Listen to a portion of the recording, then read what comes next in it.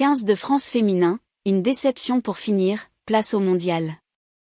Bayonne, 1er mai 2022 par AFP pour Vibrer Rugby. Battu en finale du tournoi des 6 nations par l'Angleterre 24-12 samedi à Bayonne, le 15 de France féminin a montré ses limites actuelles mais aussi ses forces, porteuses d'espoir pour la prochaine Coupe du Monde entre 8 octobre et 12 novembre en Nouvelle-Zélande. Un effectif qui se dessine.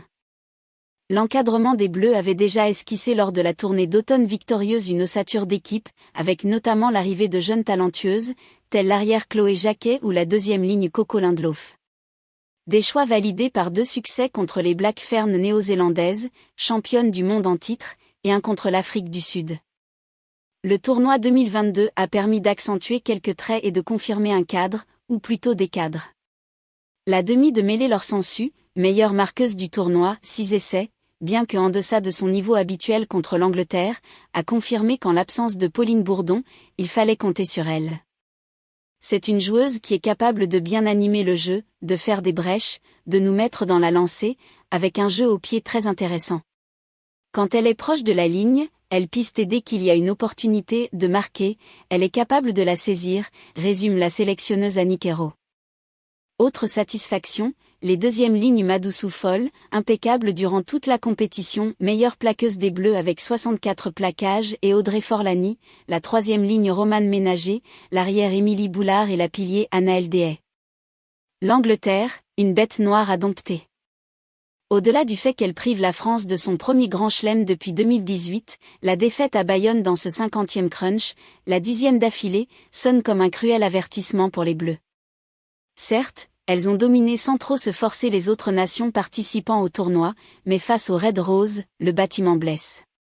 Et quand on sait que les 2 équipes ont été versées dans la même poule au mondial, il y a de quoi douter et nourrir quelques complexes. Pas du tout, réplique l'arrière Jessie Trémoulière. Si on leur enlève les ballons portés qui sont leurs points forts, à l'origine des 3 essais d'anglais, note de la rédaction, c'est une toute autre équipe en face de nous. Ce qui nous sépare d'elles, ce sont des détails, leur pragmatisme. Il n'y a certainement pas de fatalisme car la Coupe du Monde sera une autre compétition, renchérit Thomas Darac, le responsable sportif des Bleus. N'empêche qu'avec une équipe anglaise capable de marquer une moyenne de 10 essais par match aux petites nations, et encore 3 face aux françaises, N.3 au classement de World Rugby, on se demande bien comment le titre mondial pourrait échapper cette année à d'aussi impressionnantes roses-rouges. Des secteurs de jeu à revoir. Les 5 mois d'ici au mondial ne seront pas de trop pour gommer les erreurs et les imprécisions dont les Bleus ont parfois fait preuve, sans parler du relâchement en deuxième période lors de leurs 4 premières rencontres du tournoi.